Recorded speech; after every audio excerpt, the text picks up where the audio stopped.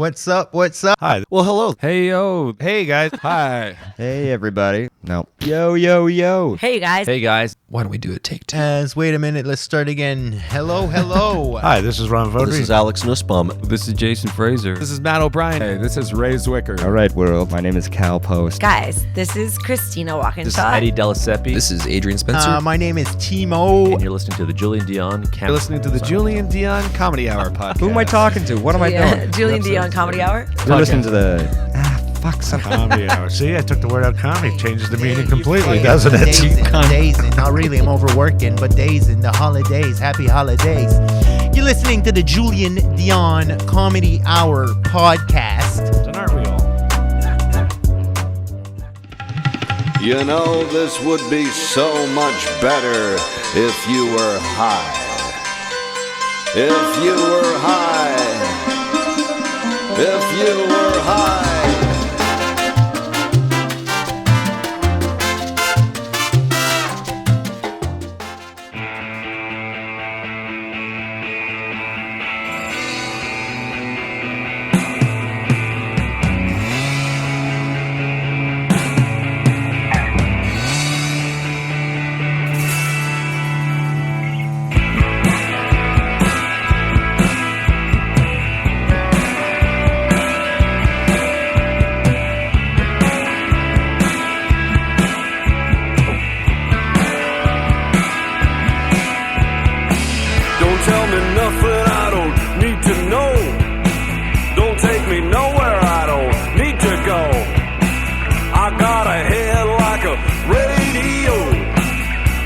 A beautiful waste of time. A waste of time. A beautiful waste of time. A waste of time. A waste of time. Oh, here we go. Welcome. You are listening to the Julian Dion Comedy Hour podcast. Yeah, coming at you. Hold on, checking levels. Why don't I learn and do this before I start? When I'm on the road, I should do a little bit of a sound check. Coming at you live, checking it. 1, 2, 3, and to the fizzo. Fizzo? Hey everybody. Hi. Let me do this again. Welcome to the Julian Dion Comedy Hour podcast, episode 29 already. It's Boxing Day, everybody, and I'm tired, but not tired. Because I don't want it to sound negative, just more sedated. It's a travel day. I'm now in Chelsea, Quebec.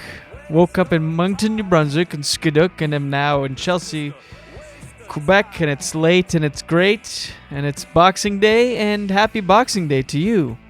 Did you have a good Christmas? Hells yeah.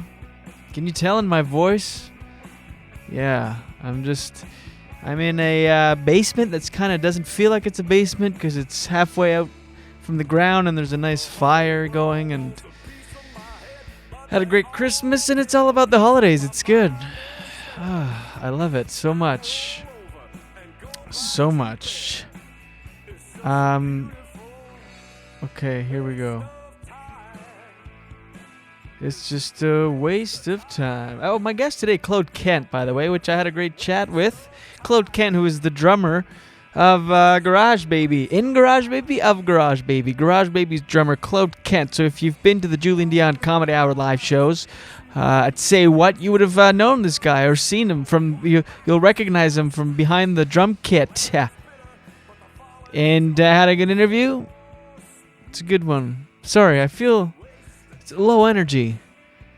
You having a good holiday?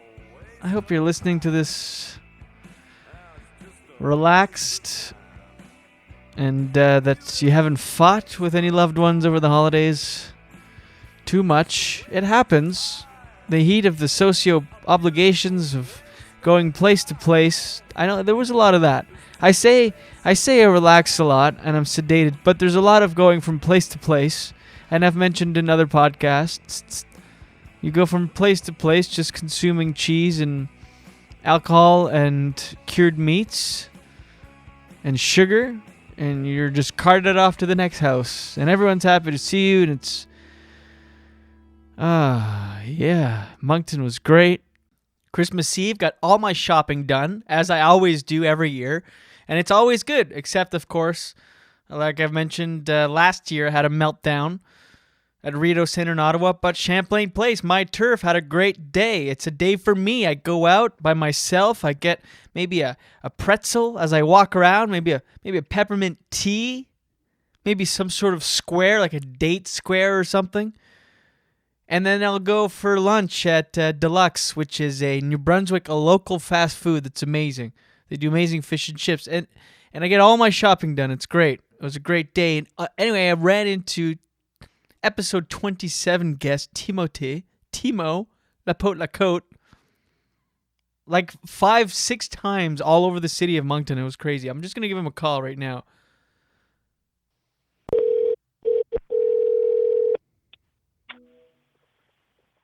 Mad Squirrel After Hours. What's cracking, man?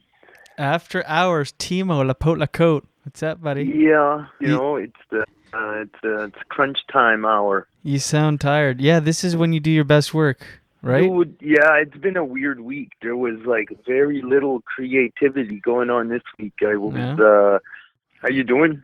Good. I'm good. How you doing, man? So you heard the episode? Did you like it? Did I like it? Oh my God, I loved it. It was funny. It was so funny. That part where I finally took off the headphones. Yeah. It's all That was pretty good. Did you hear the bumper on the episode, the following episode? I sent you a link. Yeah, I did. Not too shabby. I think if not that it would or should or that I wish it, but if ever anything goes wrong with comedy, you could always go into editing. Right. Yeah.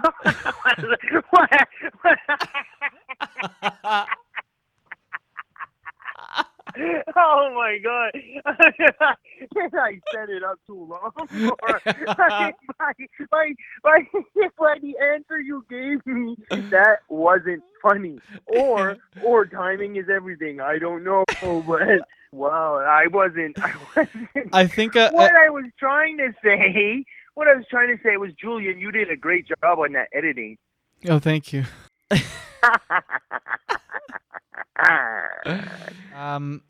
How about on Christmas Eve when we ran into each other all over the city of Moncton? That was weird, wasn't it? That was the funniest shit ever. Okay, so I'm walking in Champlain Place, doing like I do every year. I do all of my shopping on Christmas Eve. It's sort of a day for myself. No, wait. Can I cut you off right there? Cut me off. Yeah, just because you're saying you're doing all your shopping. And in the 3 or 4 times that I came across you that day in 4 different locations, your hands were always empty. Yeah, I take my time with it. It's a full day thing. It's a day for me. I go in early. The mall is virtually empty. People are in a good mood because it's Christmas Eve. And I have a pretzel maybe like a mint tea. I'll browse for a while and I'll scope out options. And then I'll go for it, and then I'll make all my purchases, and then it's handy. Okay. So nice. So this year I'm in. Well, I was there too, so. That's the thing. I'm in Champlain Place, my home turf, and I'm shopping. I'm in the zone. I'm doing the thing, and I see Tim and Julie, and I'm like, oh hey. So I see them, and then I ran into them about like 3 other times at the mall. Sometimes just Tim. Oddly, and then other times just the 2 of them. And then anyway, cut to later, I go to the Trinity Center on Mapleton there, so like far away for like a whole other location. And I'm walking into, I think like Kent or something, home building supplies, and I hear, hey. Wasn't it the Wicker Emporium? I hear, hey, and I'm ignoring it because I'm like, it can't be for me. I'm like, I hear, hey, buddy. And then I turn around after like 8 hays, and it's you. And it just so happened that I had my headphones in. I wasn't listening to anything, but I popped them out, so it looked like I actually couldn't hear you because of the headphones. So it all panned out, but I was actually just being paranoid. I'm like, who the fuck is that actually for me? Anyway, so then it's Tim in his van with Julie again, his wife, and they're there. So then I turn around, we laugh or whatever, they leave. I do my thing. Cut to like a half hour later, I'm on the highway. I pull up to, there's a random light on the highway, and pull up to, I recognize the Vand. It's a verb, Vand. I recognize the van, and I look, and you're alone again, just you, just Tim in traffic. It was all very weird and confusing, but all day, Christmas Eve, just peppered with Timo. And this was what? Like, how many days after we did our interview?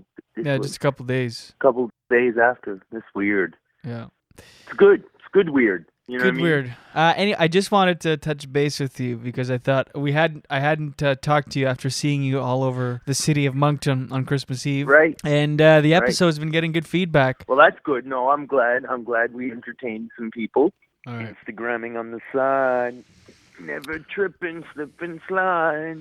I love it. Well, listen, buddy. I just wanted to touch base and give you a shout out, and I will talk to you. I'll talk to you real soon. Love you, Julian. Love you, buddy. You're a good man to ride the river with. I'll talk to you soon. I'll be in my van by the river. And there he goes, my buddy Timothée Valentin JDCH, making his second appearance on the podcast, this time via phone. The only other guest ever to do that is Darren Frost. So check that out. In the Ron Vaudry episode, Darren Frost makes a phone call appearance.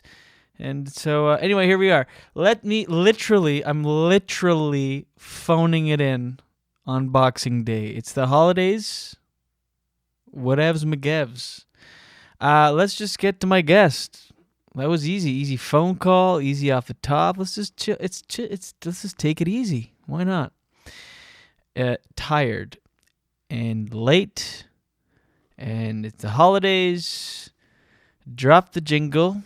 There it is. Enjoy my chat with Claude Kent. Just like the flowers, laughing all day long. People, I need to loose. Sing a little song, then take a shower. Julian Dion, Comedy Hour.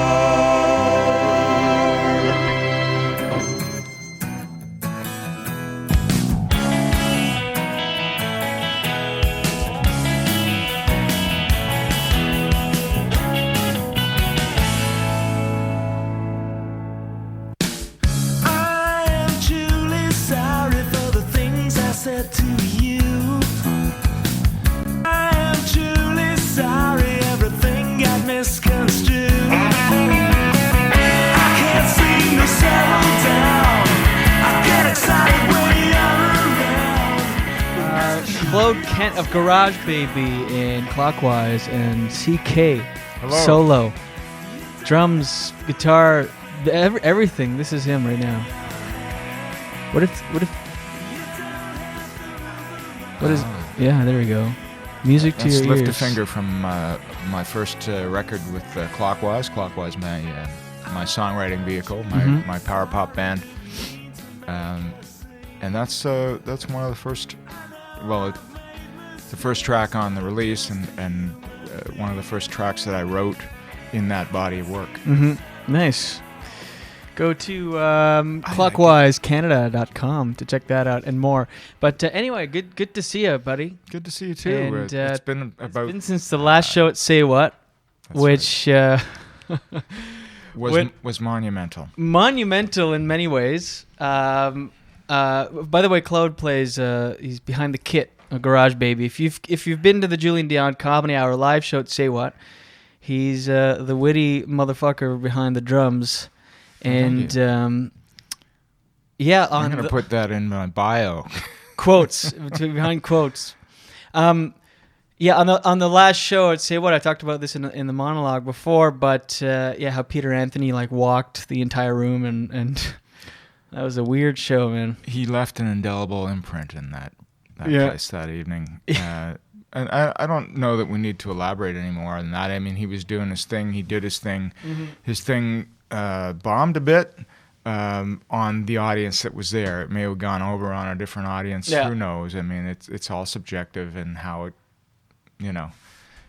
I think that audience that evening was different from what you normally encounter. Well, yeah, it was 87% bachelorette party. Yeah, so whatever they were looking for, it probably wasn't their type of entertainment. Yeah. And maybe that's why it tanked up for him that night. And I don't think we need to say any more about that. It's just, it was unfortunate that things turned out the way that they did, but I think it turned around and there was some salvation. We ended up having fun, even though, good times.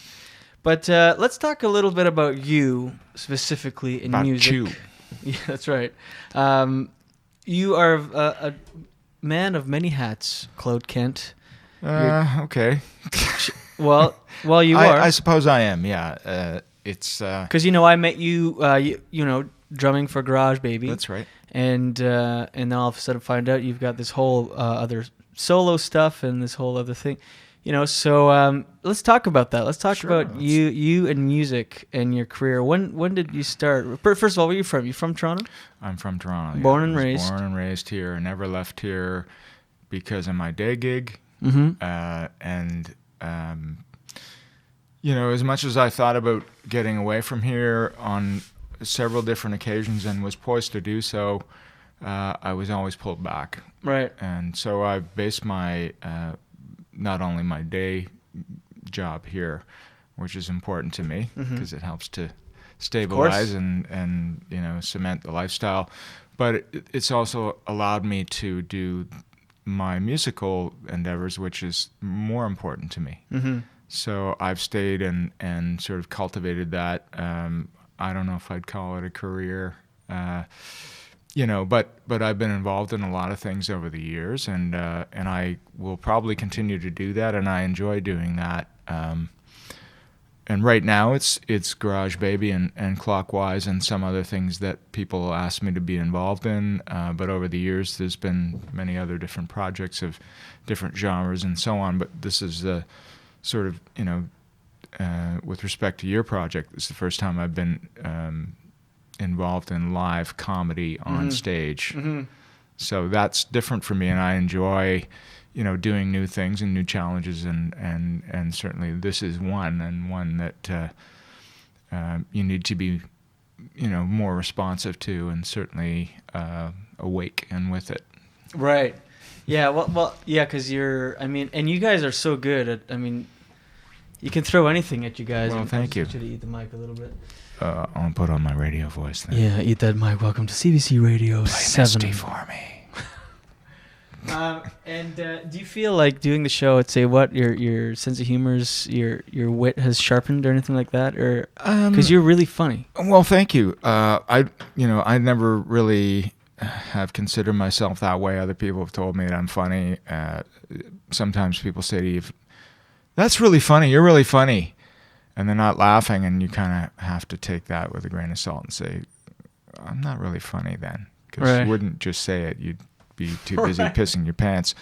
Right. But my girlfriend says that I'm funny, but I think that she's slightly biased. But other people have told me that I guess we are funny together, and I think that's really what's happening, or what's happened is that in concert with you and the other fellas in the band, and how we the chemistry that we have, I think that has created a certain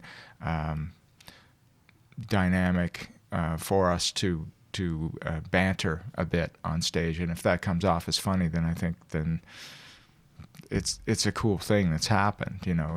It's not what we intended to do, but I think that's when the best things happen. You have a brilliant mistake, or an unintentional happenstance, or as my album title is, Accidentally on Purpose. Something like that has happened. I think there's been a synergy and a connectivity of the bodies that are doing this thing, yourself included, and we have come up with something that's somewhat simpatico, I guess. Yeah, it's great. It's a lot of fun to do, and that was all a lot of bullshit, people. For anyone who has their bullshit filter on, they didn't hear a thing anyway. Yeah, good. But let's go. So let's go back a little bit. So you're born and raised in Toronto, and when do you pick up? What was the first instrument you picked up? A guitar? The first instrument I picked up was a tin drum that was given to me, and I think my brother got one too, because in my house everything was even Steven, right? If the one child got one, the other child got one. No fighting, and we fought anyway. So I think we both got tin drums when we were about 3 or 4, and that was probably the beginning of me understanding that I wanted to beat on things. But it wasn't a continuation from there. It was a long period of time before I actually got a drum, and the first drum I got was through my sister's boyfriend's brother, who had a snare drum just sitting in his basement, and I said, "What's he doing with that?" And I was a kid, I was probably 7 or 8 or something, and anyway, I ended up acquiring this drum, and that was sort of my first entry or foray into playing a drum, but I didn't understand what I was going to do with it entirely. I just wanted to. I knew that there was a polarity, there was a gravitational pull towards the drum and anything drum-like, and in the neighborhood there were guys with drum sets, and I remember my sister taking me over to a friend's place, and it's like, "Do you want to go over and see Carl's drums?" And I'd just stand there and just look at them. It wasn't that I wanted to grab his drumsticks and go Animal from the Muppet Show on them, but I was just enamored with the drums and the way they looked and everything about them. And at some point I knew that I wanted to have drums of my own. And I think it was around my 12th birthday that my father broke down after many years of me just like hammering away at him. "Give me drums now, drums now." And he came home and had these drums for my birthday, and from them I never looked back. Yeah, you must have been so excited. I was extremely excited, and I don't, back then there wasn't this sort of attachment to name brand and all these things. So It didn't matter what they were drums, and I was happy to have them, and I just beat those things to death until, they had these cheap cymbals that I hit them so much they turned concave after a while. So good cymbals don't do that. Right. But anyway, from there I never looked back, and I would acquire another set, and I kept playing, and I cut my first record when I was 18. Oh, no way. Yeah, in a punk band called The Fits from Toronto, who are now somewhat iconic and have a global awareness and following. So you were in the early days of The Fits. I was. Crazy. I was the second drummer, but the one that played on the recording. Mm-hmm. And so if any of you punk rock people out there want to go and check it out, I think it's thefits.org, or you can go onto YouTube and you can see the videos, Board of Education, which is the song that everybody clamors for. It was the single was re-released last year in Japan by a company called 1977 Records. So crazy stuff happens, Wow, we never imagined in 77, 78, in 79 Japan. When we were doing this thing that it would ever, have life beyond, the immediate now of what we were doing. And it was weird because I was contacted some 20 years later by a guy who was writing a book about punk rock between, I think it's 77 and 79 or 80 or something. The book's called Smash the State, which is a now collectible coffee book rarity in Canada. This gentleman, Frank Manley, who's, just a mensch of a man to do and to undertake this undertaking that he did to compile what he has, contacted me out of the blue, and it's like, here's this guy from Montreal who wants to know about this music that we made some 20 years before that. And I'm just holding the phone going, is this happening? Nobody before that, nobody cared. When we released the record, there wasn't any, nobody cared about it then, but a handful of people. And some people had said to me, it's a great record, blah, blah, blah. And we didn't know. You know, we weren't really... Something you made. And... We thought that it sounded okay, but you kind of look at other things as the benchmark and hold them up and go, is it as good as that, or does it have the same impact? And you just don't know because you're too close to it. But 20 years later, this guy wants to know, and he does an interview with me, and he wants the song included in with the book as an audio piece, and I hooked him up with another fellow that I used to play with, Rudy Van Steens, who was in Arson, and got those two connected so he could include him in the book. And a lot of great things happened for a lot of people, and it, I think it started, or it re-sparked something, and with the interest in that music, because it did revolutionize some things musically. I mean, if you look at music in the mid to late 70s, there was a lot of stadium rock, a lot of boring stuff going on, a lot of long-haired music, a lot of distance between the listener and the performer, and not enough connection. And I think the new music, what they call punk rock or new wave, which I prefer to call street music or real music, I think that reconnected people. And when people heard it who were ready to hear something new, they gravitated towards it quickly. And there were other people who were firmly ensconced in the old school and the old ways, who looked at everybody like they were some sort of social pariahs because they dressed differently and they listened to different music because they didn't understand it, and I think they were threatened by that. But I think it was revolutionary, and that's why people became re-interested in it and are still interested in it today. And if you look in the club scene, you'll see the traces of it and the remnants of it, and bands like Fucked Up who are continuing to carry that torch and who are shining a light on some of the people that wrote that music, back in the late 70s in the scene that I was a part of. So it's good to see. It's good to have that acknowledgement. Not that I get it personally. Sometimes I do. Sometimes somebody will do some outreach online, somebody from another country, or I'll see a comment on YouTube about the video, and I'll go, I'll say to myself, that's really cool that people are hearing the music. I don't care, if I get acknowledgement for it, but it's good that they're hearing it, and they should hear it, and it's important for them to hear, because there's a lot of crap out there today. A lot of crap. And I'm starting to sound old when I say that, but honestly, I think, the technology today and the way that people learn how to play music is different than it was back then. And so there's more of a genuineness to some of those recordings. I think they may be a little bit more crude in some ways, but they're a little bit more honest as well. Mm-hmm.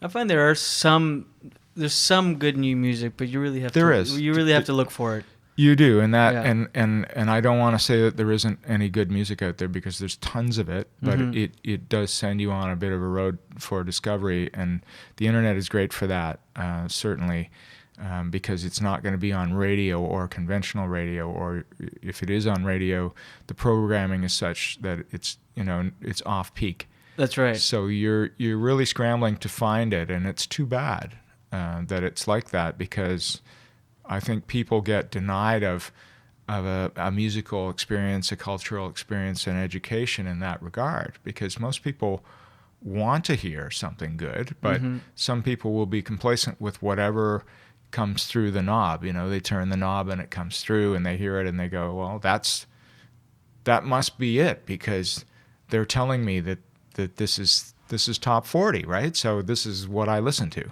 Right. Instead of having an alternative. Yeah, and it's like you said, like an example of that. This Christmas, I bought my nephew. I'm actually my godson.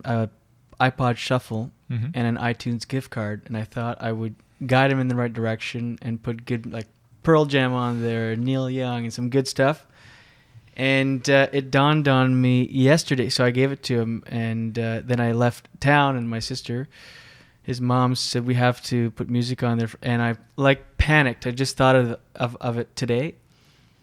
I panicked because what if he's gone on his own and just downloaded, some, like you said, top 40 stuff that's out there? And well, I think that everybody will discover on their own their likes and their dislikes, and sometimes you do get jammed with something that you haven't, or it hasn't quite panned out the way that you wanted it to. But I think, in my own discoveries of some certain things, we bought records because we liked the cover. Mm-hmm. You saw something and you went, wow, it's so intriguing. I have to take this home. And most times you were right about your selection. These days there's no cover really because it's so small you can't even look at it. So that experience is kind of taken away. Totally. And so you won't have that same way to discover, but now you can try everything out online, and that's of a different approach too. But I mean, there were things that were given to me as a kid. My dad worked at CBC as a staff producer, and he came home with records sometimes. And he came home with some records when I was about 9 or 10 years old, and one of them was Stompin' Tom, Bud the Spud, which became one of my favorite records as a kid. And I had no history of listening to country music because it wasn't part of the musical landscape of my house. Mm-hmm. And but here was this record, and I started to play it on my own, in my own room, on my own time, and I fell in love with that record because there was something about it, not only rhythmically, but the stories that were told through those songs, and the way that they were told by Stompin' Tom and the way he sang, it was undeniable to anyone of any age. I mean, some people could write it off and go, yeah, the guy's singing about a potato, or he's singing about the TTC or whatever it is. But when you're a kid, you don't have those bias. You just listen. Mm-hmm.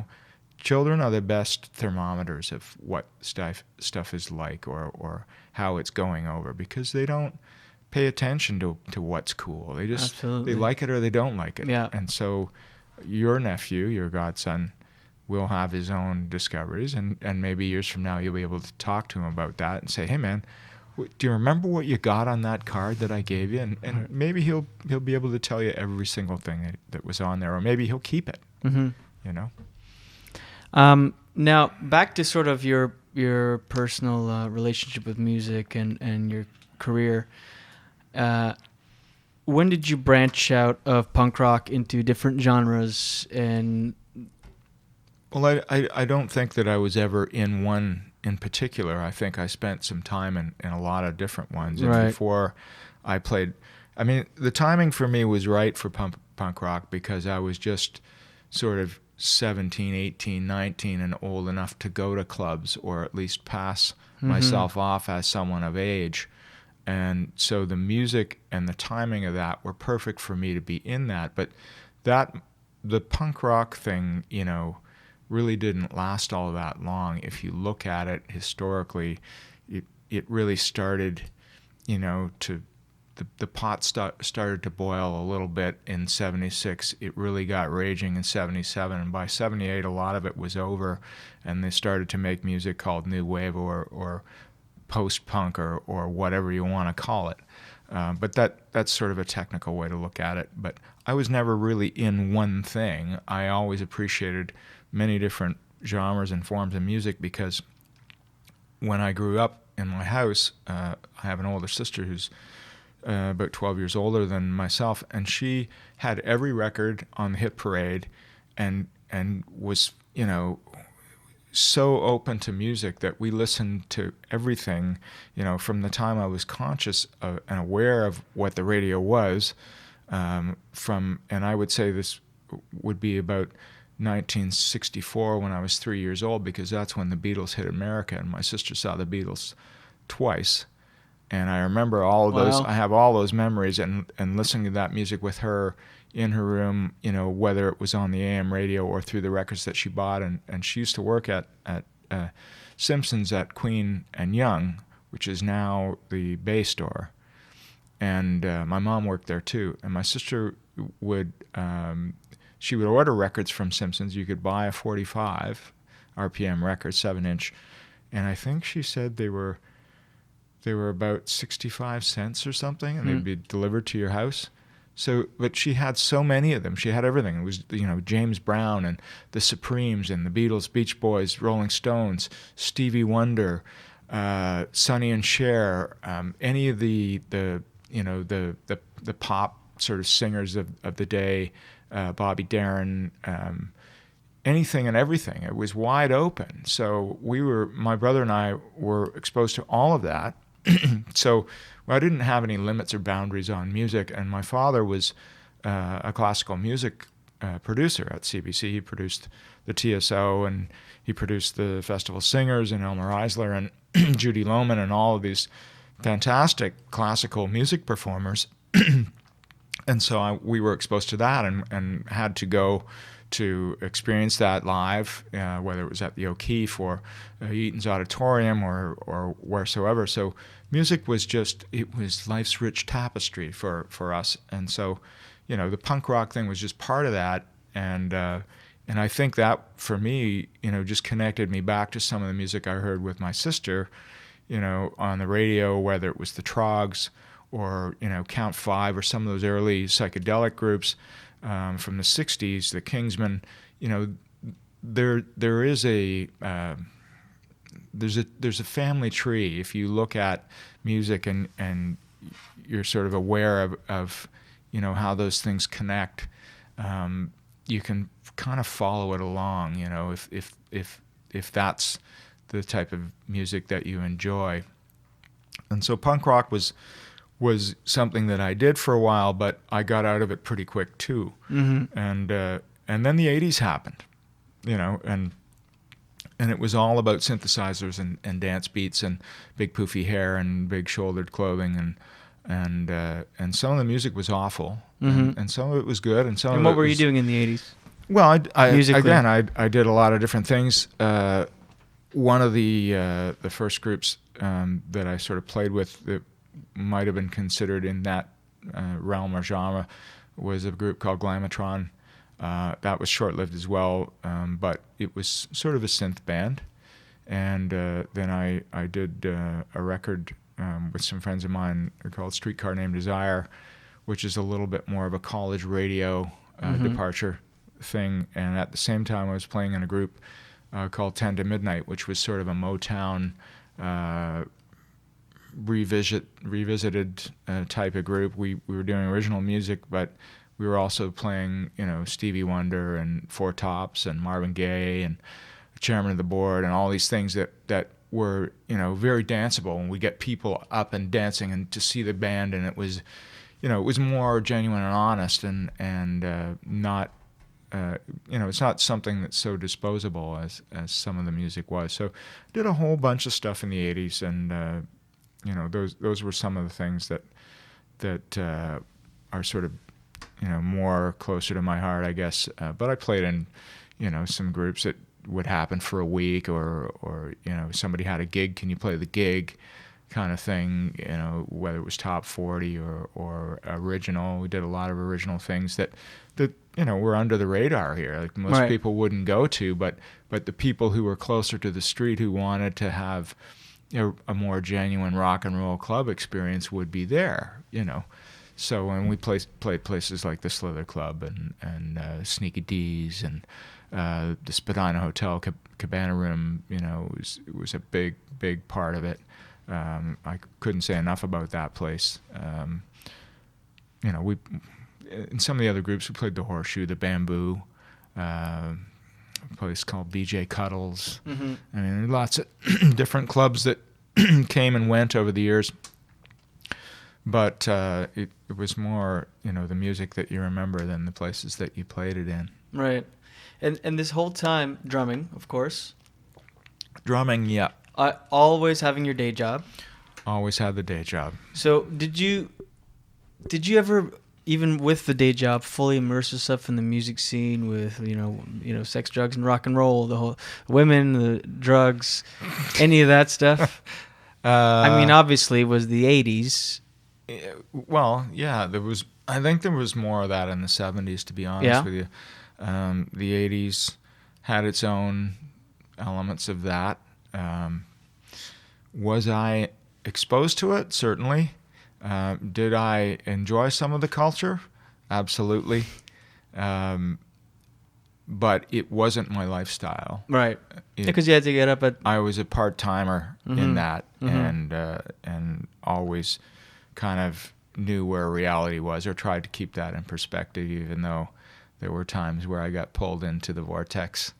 It's easy. It sucks you in. It's easy, but you have to be realistic about it. But a party is a party, and a celebration is a celebration. But once it's over, you still have to go back home and crawl into your crypt.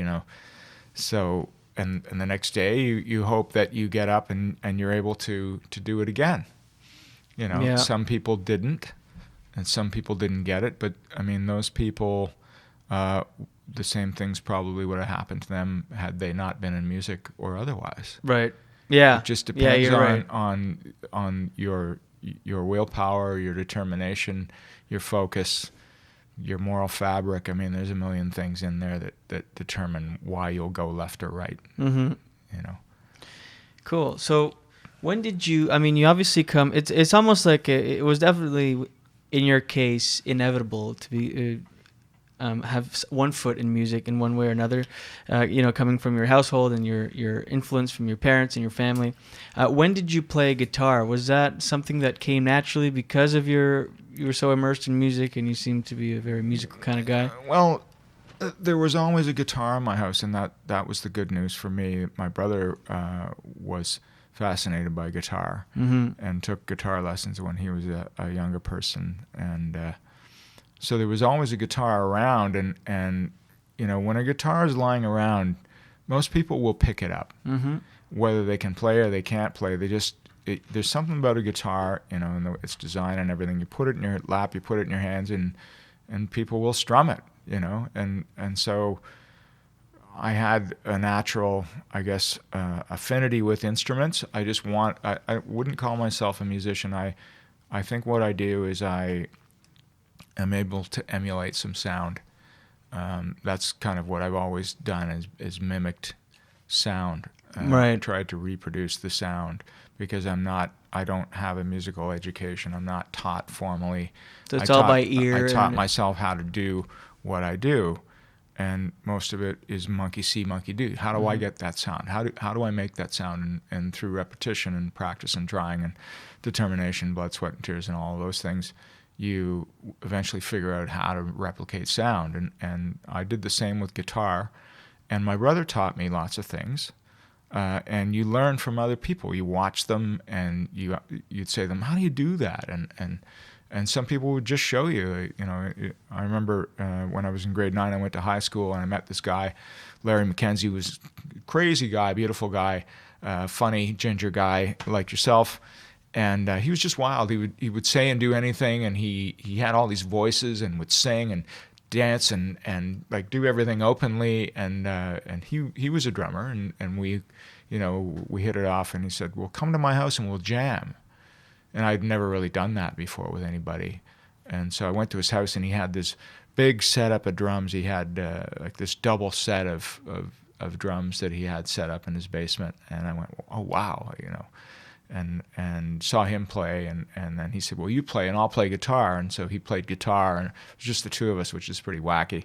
It's like an early Black Keys or something, right?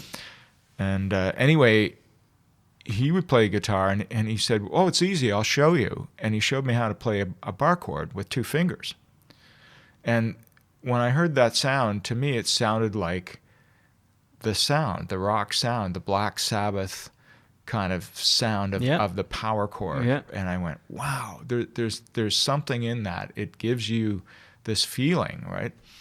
And so once he showed me how to do that, I soon figured out that you could do that anywhere on the neck of a guitar. And then, the more you heard and the more you explored, the more you learned. And so, through this osmosis, I sort of learned how to play kind of, sort of, and kept it parked. I never played guitar out or in a band or wanted to show anybody what I knew because I didn't think that I played very well.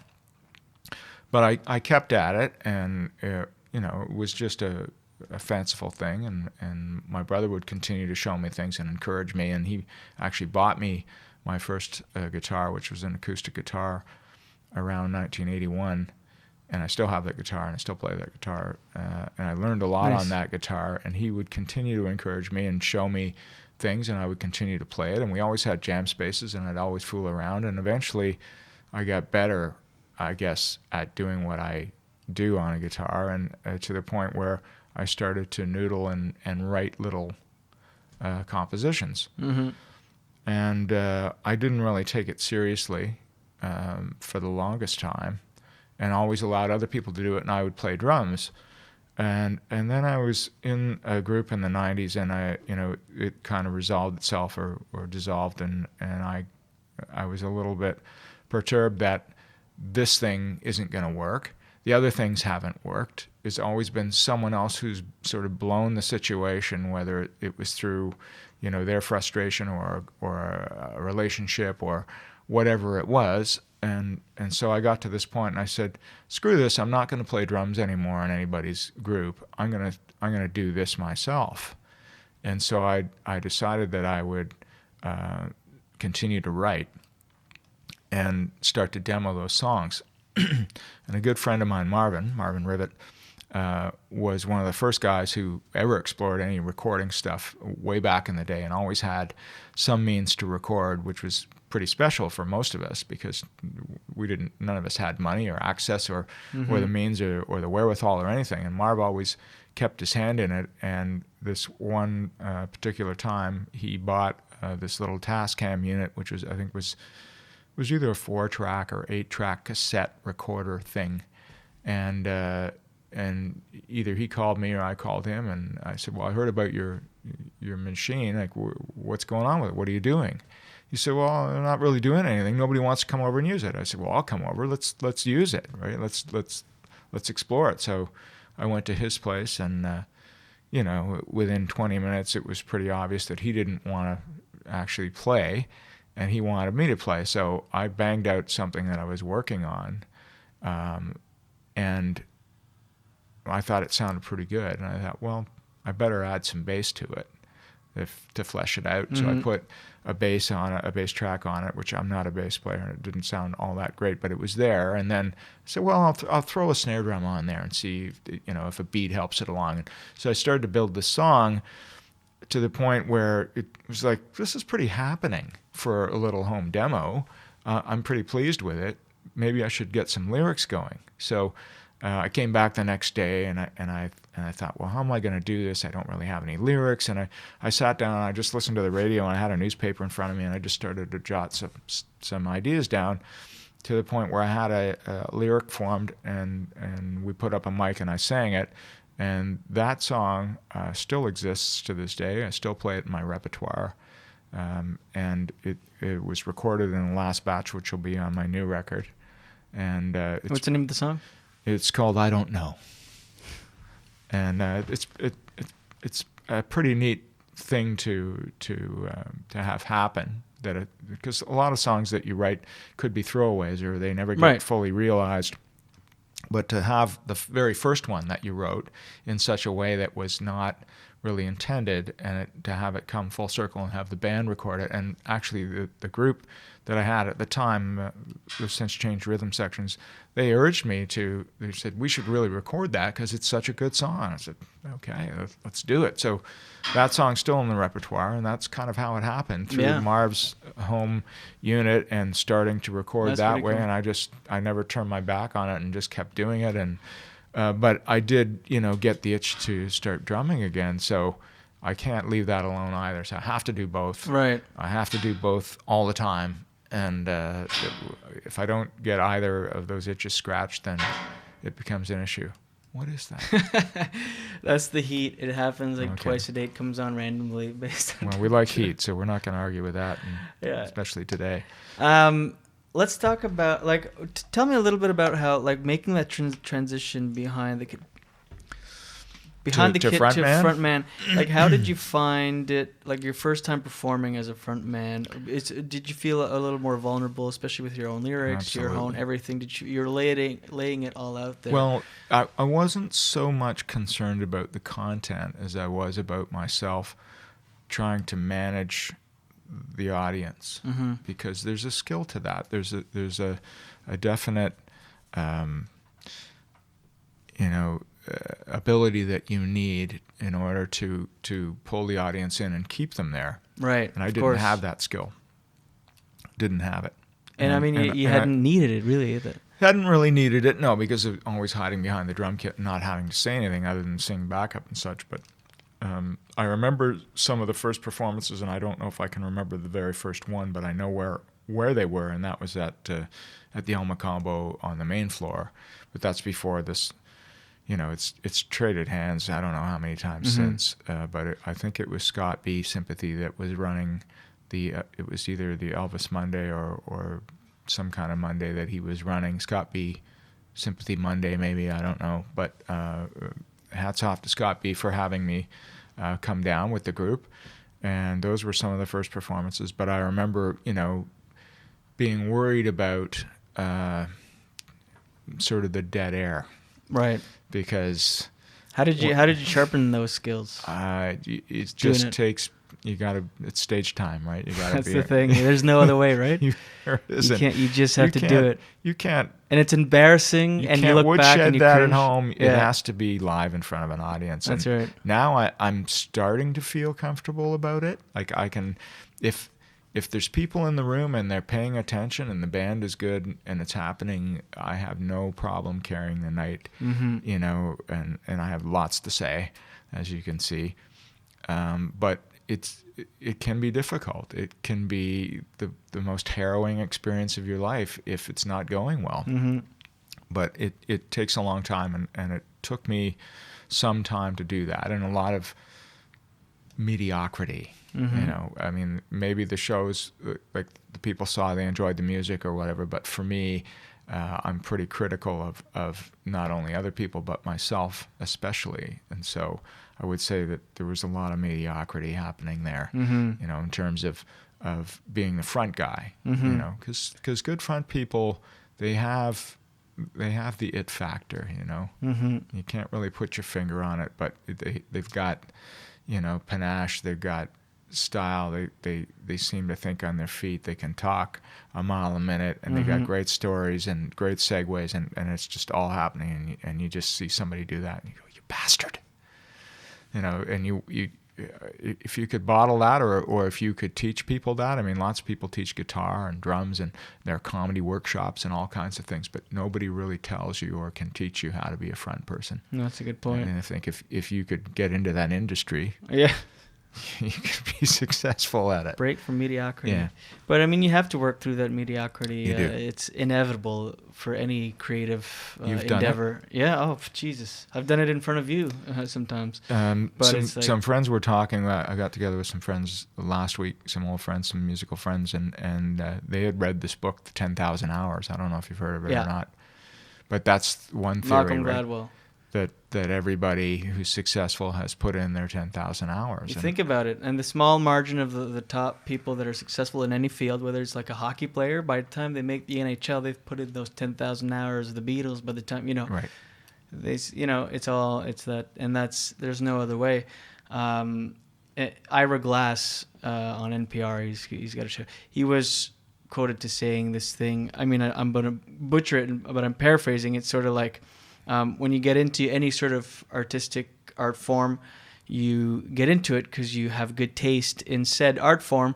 But when you get into it, your skill doesn't match that taste, right? So you can't put out what you admire and know and recognize as good work. So you have to work. And the only way to get great is to work through this body of mediocre, stuff. There's no other way around it. So all you have to do is work. And don't stop working and put out, and then everything requires work. It doesn't matter whether it's carpentry or whether you're a project manager or comedian or what have you. You have to work at it. Listen up, kids. There's no overnight sensation. It may appear that way in media, to some, but people have worked and worked and don't take anything away from the Justin Biebers or anybody because they have worked it. Case in point, Russell Peters, I'll use my field as an example. You know, he made $18 million last year or whatever it is, and has for the last, since 2005. When he made it big, everyone thought it was an overnight success. But when he made it big, he was 21 years as a stand-up comedian, right?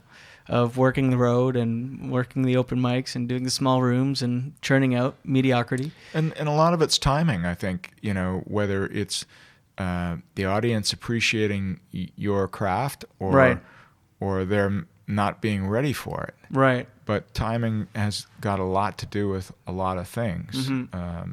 For the most part, anybody that's in a hugely successful position, whether it's your cup of tea or not, there's something there. There's something to be said about that person. Like you mentioned, Bieber. Most people shit on him. The guy's a genius, talented.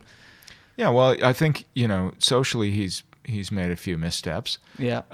But that comes with some of the success, and it's not like others haven't done it either. Mm-hmm. It's just that the way that social media is now and the internet and the information highway and all of those things, it just puts more of a microscope on the celebrity, and they're waiting for you to fuck up mm-hmm. so that they can jump all over you and make you look like a stooge.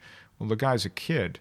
He's bound to make mistakes. We've all been there, and I'm not saying he should be forgiven for all the things he's done, but the guy has a talent. Mm-hmm. He's been able to parlay that talent, and somebody's marketed that talent, and people love his talent for whatever reason, whether it's got something or not. I mean, I've had to play one of his songs in a stage band that I used to play in, and I didn't particularly think that it was a good song. It's not a song you can take and play with an acoustic guitar around a campfire and get a bunch of people singing about it. But as a dance number, I think it had some merit to get people up, dancing, moving. Right. So, you have to look at everything for its value, mm-hmm. whether that's intrinsic or it's superficial. I don't know. Mm-hmm. But anyway, Bieber's put in his time. I know that he's from Stratford. I have some connection to Stratford through one of my friends, and know that he used to work it, daily mm-hmm. in Stratford. The kid was a machine. Is that right? So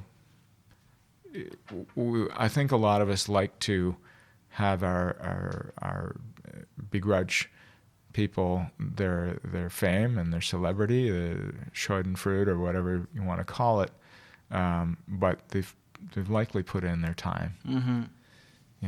Absolutely. So where are you at now musically? Right now, I'm at. Sorry.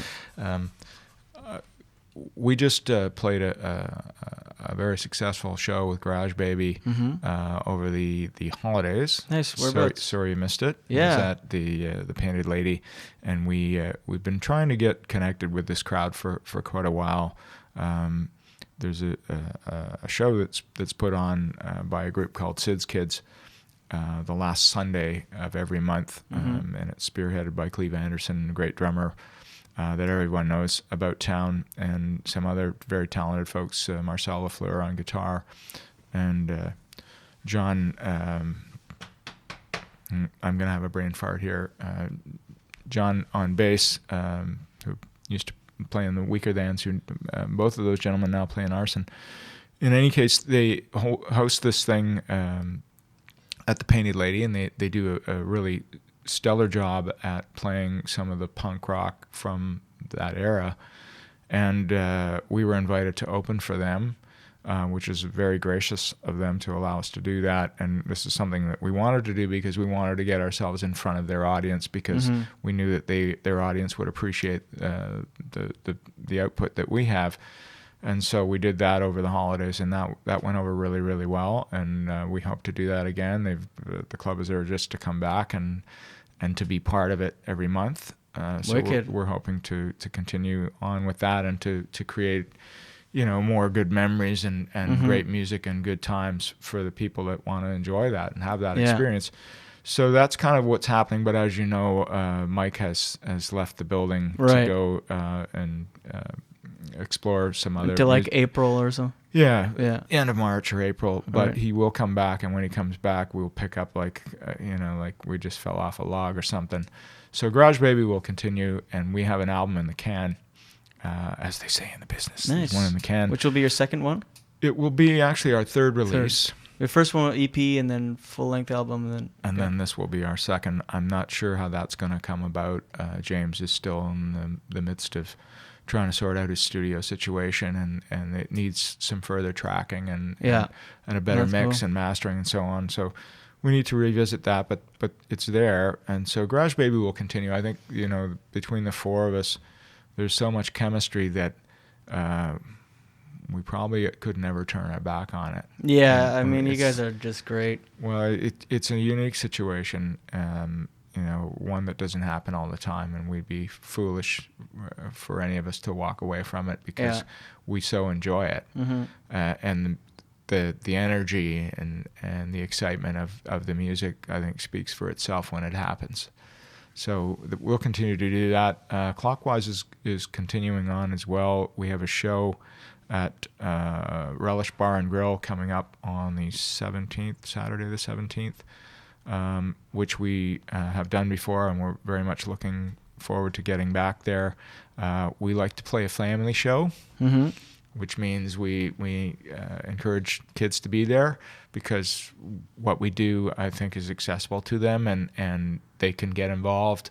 The last time we had our guitar player's son come up and play drums on one of the songs, and we just have fun with it and get as many people involved as we can. And it's clean power pop music, or whatever you want to call it. You've heard it. It was playing earlier on.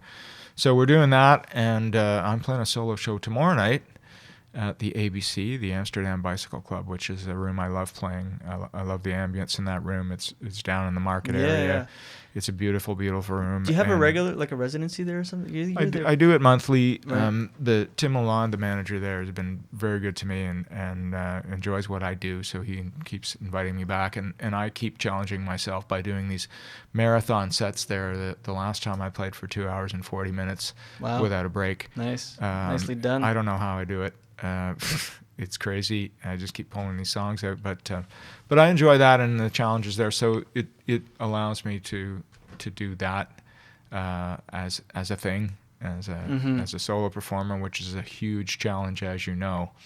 Like it's like doing stand up, right? Right. It's just you up there. There's nobody else to rely on, and right. You got to keep it moving, and you got to keep people engaged. Otherwise, they lose interest, and that's one of the reasons why I play as long as I do, because I feel that if there's people there and they're listening, then why would I stop? That's right. Because they'll go back to the hockey game, or they'll go back to the conversation, or they'll leave, or they'll do whatever. And so why not just keep them engaged and keep playing? And that's what I've been doing. So I think the club likes it, and I enjoy doing it. So I'm going to keep going back there as much as I can. And this year I was hoping to do, I was hoping to get a new Clockwise record out as well, because I do have one of those in the can. It's Shy by One track, or I like to put records out that have 10 songs on them. For me, that's kind of the magic number, and I have 9 already recorded, and they're mixed. And I'd like to record one more, and I do have an opportunity to go back in the studio whenever I can arrange it. And I want to get this group in because I have a sort of relatively new group right now. My friend Tim Durnford, who was our original keyboard player, has come back in the fold and wanted very much to be part of this group. And so we have him recorded on 2 songs. And the original bass player, Mr. Scott Sherman, who sat in on the Garage Baby live, right, one of the comedy nights, he's definitely an integral part of this group, and now we have formed that into more of a band sound, because as you can appreciate, when you lose a couple of players from a group, it's very hard to replace them. And I replaced the rhythm section, and the drummer is still, I use a couple of different guys depending on who's available, and both are really great drummers. But it's hard to cement that marriage if they don't play and get the stage time and everything. But in any case, I'm digressing a little bit here, but I hope to get this group in to record another track,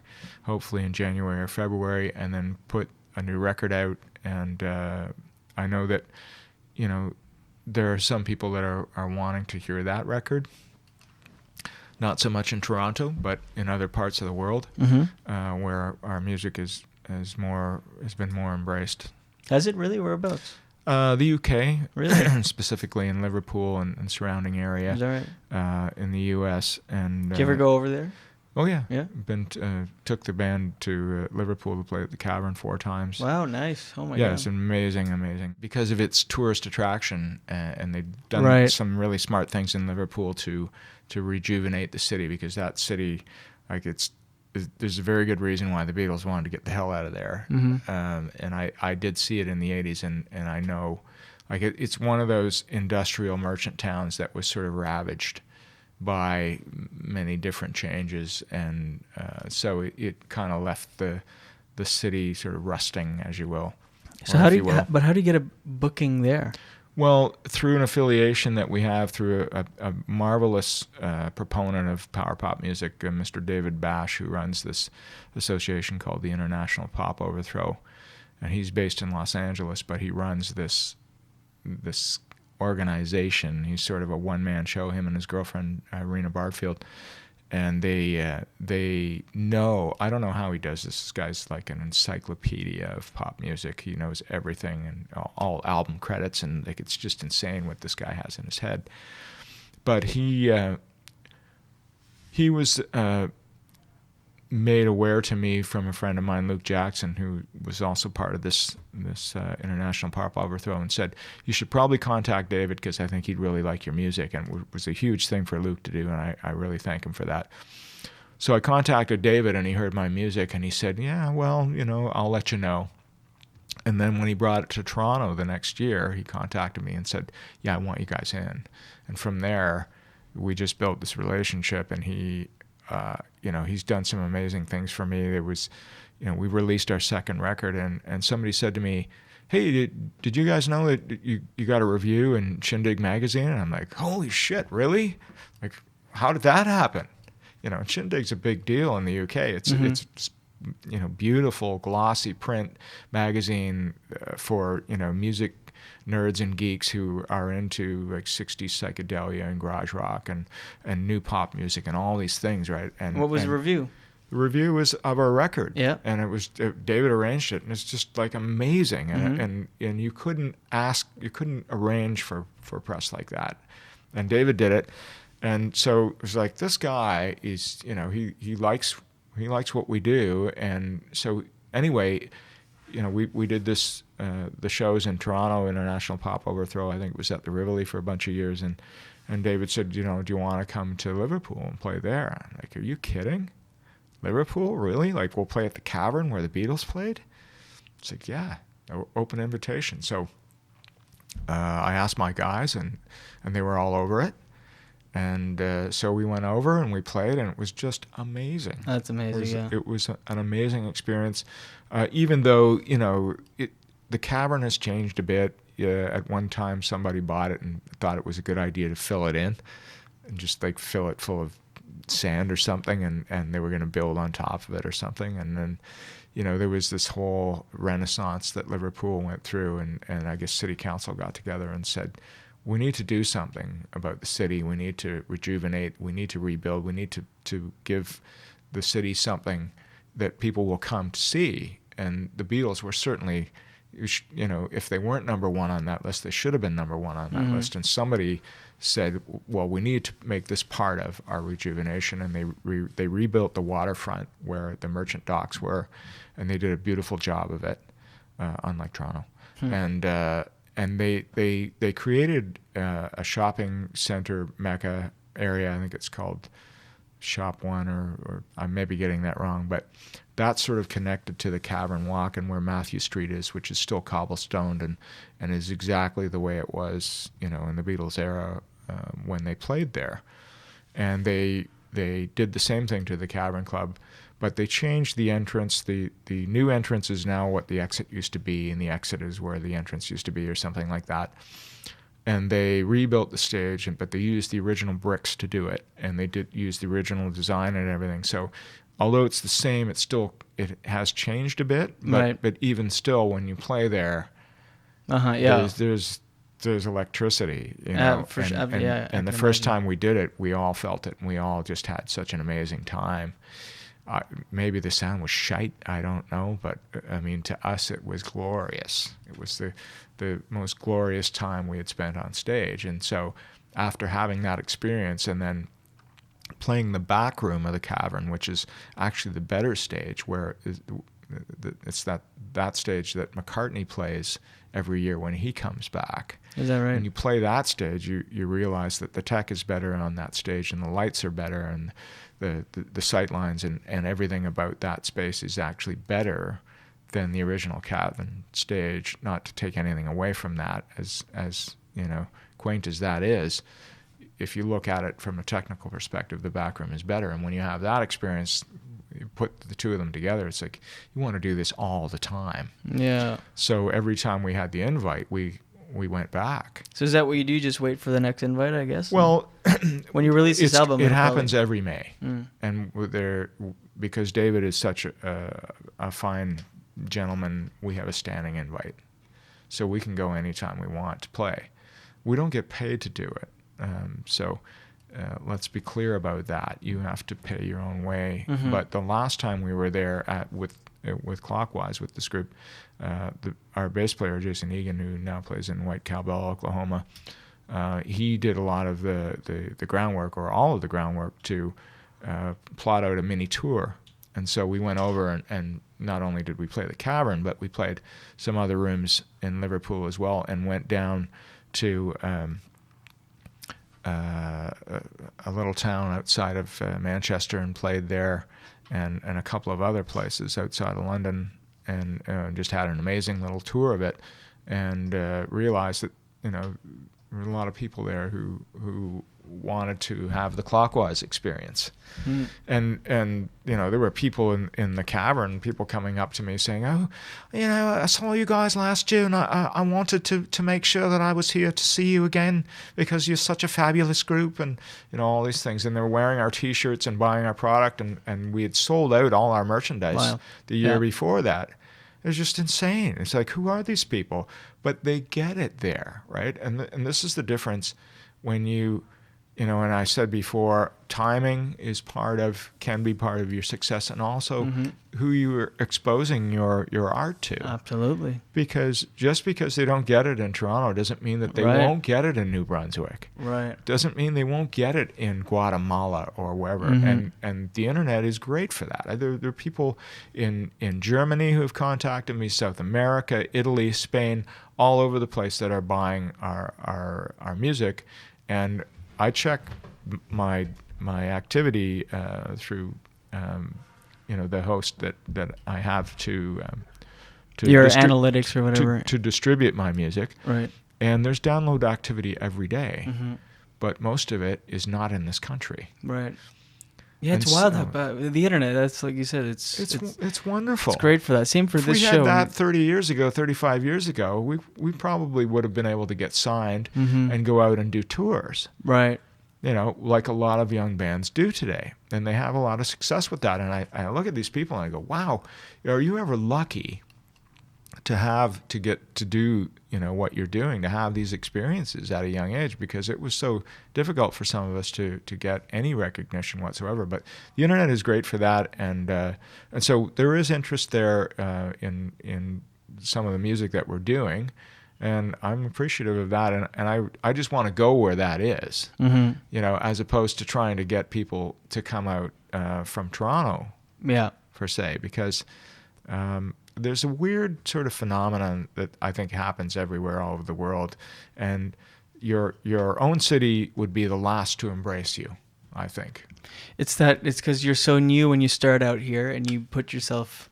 It's the hometown syndrome. It's like your hometown will never see. It takes them a long time for them to see you as this developed artist because you start out in your hometown. Obviously, that's when you put out your most embarrassing stuff and you work through that mediocrity, and then that's why they're like the last because they're hardest on you. For sure, but it's weird because you can, as I say, you can go elsewhere, and then you are accepted and recognized for what you're doing, without any sort of no one's judging you. There's no critique, and here in this city and other cities around the world, they'll roll out the red carpet for somebody from out of town. That's right.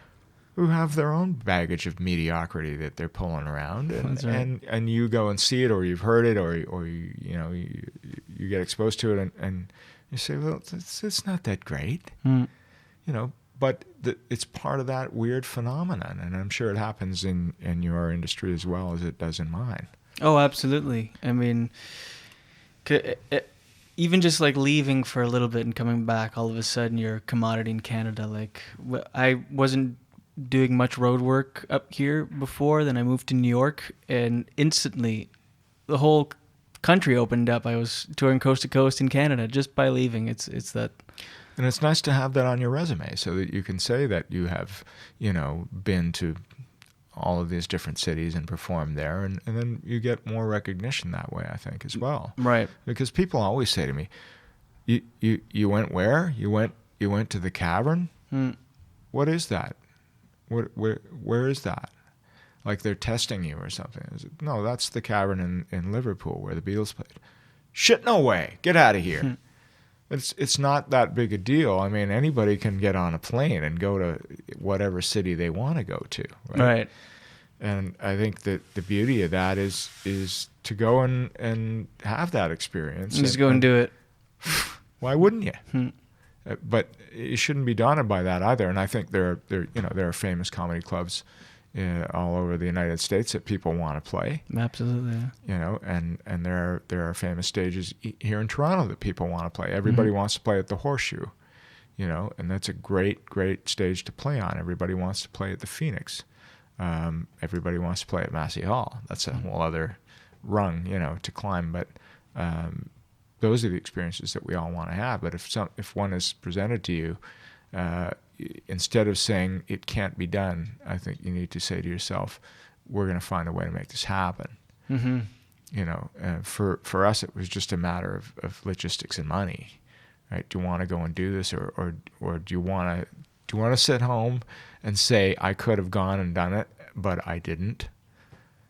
Is that going to be your legacy, or do you want to say we went and had this fucking amazing experience over 4 there times and met some amazing people and connected with like-minded, playing in the same venue and perhaps networking some of that, right? And we create some relationships over there, some people that I'm still connected to and talk to, and who are still wanting to know what we're up to and when we're coming back, and that's how it starts. That's what you need to do. I'm the worst networker in the world because I can't handle, sort of the bullshit and small talk stuff. Right. I can't be phony. So painful. Excuse me. I can talk to people one-on-one forever and ever and ever, but I can't open up to somebody who I think is could be pivotal in helping me, get exposed to something. It's just not. It's too fake and phony for me. I can't do it. Yeah, I'm the same way. You just feel it doesn't feel right. I know other people that, they could sell life insurance to a burning witch, but I'm just not one of those people. I'm a bad salesman for my own shit. And it's unfortunate, but it's the way the business is now, I think, that you have to be all of those things. Whereas years ago, you didn't have to. Because if you don't, someone else will. Yeah, well, there are other people who are wearing 5 or 6 different right. hats, and they can do all that stuff, and those are the people that will succeed in the business. And the other people who perhaps should succeed, who don't have that same ability or don't want to have that same ability, may have a better, product, but won't get the exposure. All right, Claude Kent, I could talk to you forever, but let's go in for the close here. And by the way, go to clockwisecanada.com to fulfill all of your CK needs. If you could, do you want to play us out? Grab that axe and play us a song. If you could play Borrowed us out, guitar. great. And, Claude Kent. Here we are. This one is is called "You Really Got Me Going." Okay. It goes like this.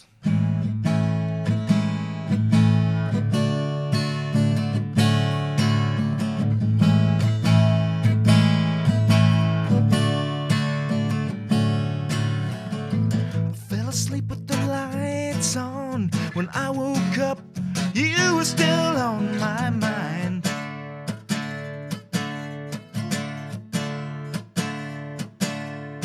Now everything's a blur to me, and I don't know when it occurred to me, but it did.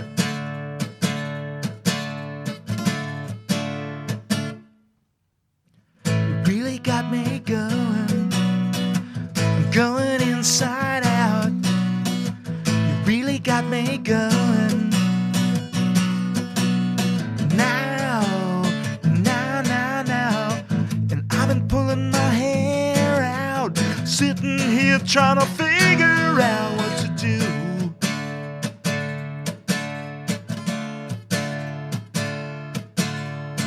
You're everything in the world to me, and everyone in the blind can see it too.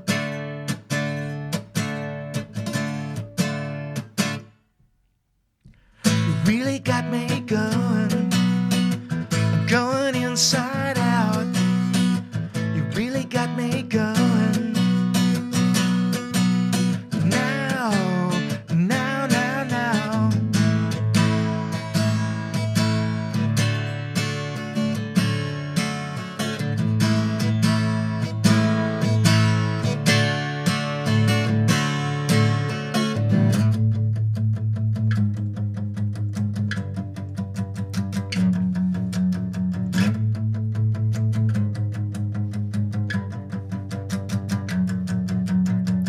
Inside out, you really got me going.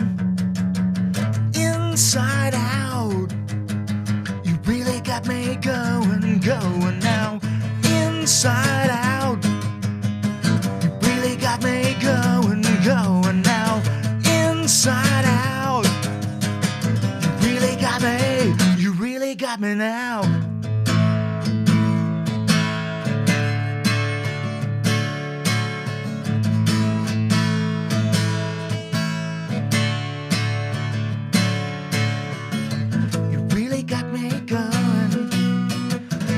Inside out, you really got me going.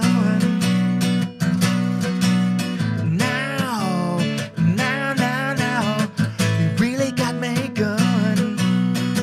I'm going inside out, you really got me going. Now, inside out. I'm going, you've got me. I'm feeling like I'm inside out. Nicely done. Wow. Thank nice. You really got me going by Claude Kent in Lemon Press Studios live. Hey. Thank you, buddy. Very Thanks welcome. for doing Thank the you. podcast. I appreciate Thank you for having it. me on. Thanks to everybody for listening.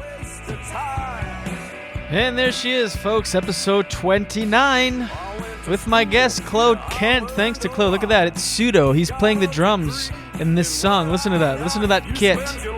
Crank it. Crank it. Oh, Claude Kent right there. Thanks to my producer, Adam Fox, also playing lead guitar in this song. Oh, wow, look at that. Garage Baby taking over the Julian Dion Comedy Hour podcast. All right, bring her down. Bring her down. Thanks to Claude Kent, my guest. Thanks to my producer, Adam Fox, and my sound engineer, Miles Lacroix. Thanks to you for listening always, and it's Boxing Day. Merry Christmas. It's that time. I love it. I've got nothing to do for the next little bit. Just chill. It's amazing. Even though today was a travel day, it was a welcome travel day. It's just to travel to more relaxation. Anyway, go to email the show pod@jdcomedyhour.com. Merry Christmas. Go to facebook.com/jdcomedyhour. Merry Christmas.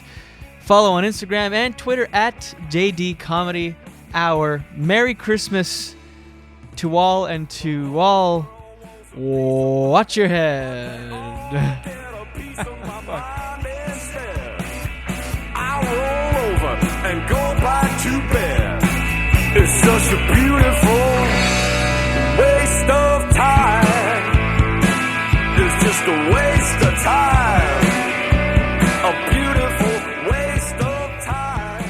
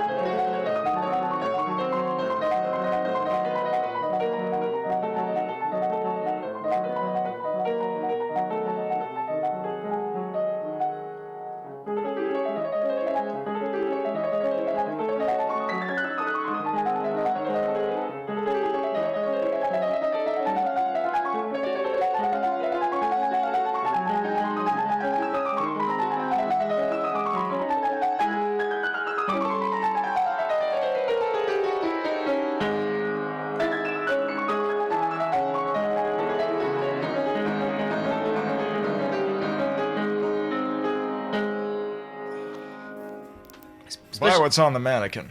Yeah. You know. Especially now with like Instagram and stuff like that. And it's a weird phenomenon. I don't know how other people look at it or not, but you look at people posing in underwear ads or whatever it is, and everybody's hairless and everybody's perfect. Yeah. Yeah, and really. Fucking not a muscle out of place. Everybody's ripped. They're just, and it's kind of weird, really. And all that is photoshopped to begin with. And photoshopped afterwards. So even though they're perfect already, they're now completely infallible. Perfect. Yeah. Well, geez, we're just getting into it then. I usually go into an intro or bio for my guest, but we just sort of got into it, so I'm like, we'll use this. Okay, well, fuck it. Use what you like. Claude Kent of Garage Baby and Clockwise and CK. Hello. Solo. Drums, guitar, everything. This is him right now.